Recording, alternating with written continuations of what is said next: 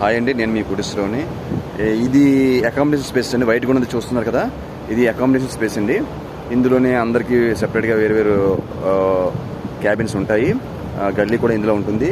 Next పక్కన చూస్తున్నారు కదండి, ఈ స్పేస్లోనే చుట్టుపక్కల సేఫ్టీ ఐటమ్స్ అన్నీ ఉంటాయండి. కిందన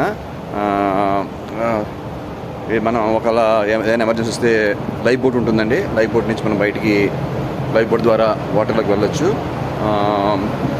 నెక్స్ట్ ఏదైనా ఒకవేళ ఫైర్ ఏదైతే ఫైర్ సిస్టమ్ ఫుల్గా ఫైర్ లైన్లు అయి ఉండి ఫైర్ పంప్ అది ఆపరేట్ అయ్యి ఫైర్ ఎక్స్టింగ్విష్ చేయొచ్చండి. సో అన్ని రకాల సేఫ్టీస్ కూడా ఉంటాయి. సో ఇలా ఉంటుంది మాట. షిప్ వెనక పట్టు ఇలా ఉంటుంది. అది బ్లాక్గా ఉంది కదండి, బ్లాక్ కలర్లో ఉన్నది దాని ఫన్నల్ అంటారండి. షిప్ ఇంజిన్స్ నుండి విడివడే స్మోక్ అంతా దాని ద్వారా పోతుందండి బయటికి. సో ఇలా ఉంటుందండి. ఇవి ఉన్నాయి కదండి, దాన్ని వించెస్ అంటారు. రౌండ్గా ఉన్నాయి కదండి, రౌండ్గా ఉన్న వాటిని వించెస్ అంటారండి, రౌండ్గా ఉన్నవి. దీన్నే వెళ్ళినప్పుడు షిప్ బయటికి జట్టీకి వచ్చినప్పుడు వీటి ద్వారా రోప్ ద్వారా మనం టై చేస్తాం జట్టీకి. నెక్స్ట్ చూడండి, రెడ్ కలర్ ఉంది, ఆరెంజ్ కలర్లో కనిపిస్తుంది కదండి. ఆరెంజ్ కలర్ కనిపించేది లైఫ్ బోట్ అంటారు. ఒకవేళ ఎమర్జెన్సీలోని మనం షిప్ మునిగినప్పుడు కానీ ఏదైనా ఆ లైఫ్ బోట్లో అందరూ కూర్చొని రిలీజ్ చేస్తే అది వాటర్ బోర్న్ అవుతుంది. సో అలాగా మనం ఎమర్జెన్సీలో సేవ్ అవ్వచ్చు. ఇకపోతే చుట్టూ వాటర్ చన్నింగ్ చూడండి. షిప్లోని ప్రొపల్లర్ ఉంటుంది. షిప్లో షిప్ ఇంజిన్ వాటర్ని కట్ చేస్తే ఆ వాటరు ఫోర్స్తోని షిప్ని ముందుకు నెడుతుంది అన్నమాట. చూడండి, షిప్ అలాగో ఆ ప్రొపల్లర్ వాటర్ని కట్ చేస్తుంది. కట్ చేస్తుంటే ఆ వాటర్ ఫోర్స్కి షిప్ ముందుకు వెళ్తుంది అన్నమాట.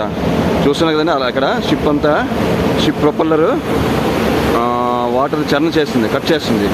పెద్ద ప్రొపల్లర్ ఉంటుంది, షిప్ ఫ్యాన్ ప్రొపల్లర్ అంటారు. అది వాటర్ని కట్ చేస్తుంది. కట్ చేయడం వలన ఆ ఫోర్స్తోని షిప్ ముందుకు వెళ్తుంది అన్నమాట.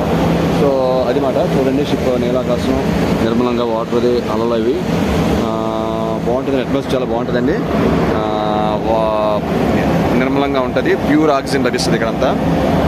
అయితే ఇంకా పొల్యూషన్ అనేది చాలా తక్కువగా ఉంటుంది, మంచి ఆక్సిజన్ లభిస్తుంది.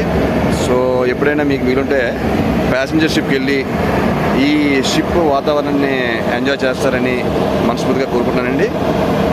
నిజంగా ఒకటే లైఫ్ అందరికీ. సో మీరు ఒకవేళ ఎవరైనా ఎర్నింగ్ పర్సన్స్ ఉంటే మాత్రం క్రూజ్కి వెళ్ళండి. ఈ షిప్లో ఒక షిప్ జర్నీ వలన చాలా బెనిఫిట్స్ ఉన్నాయి.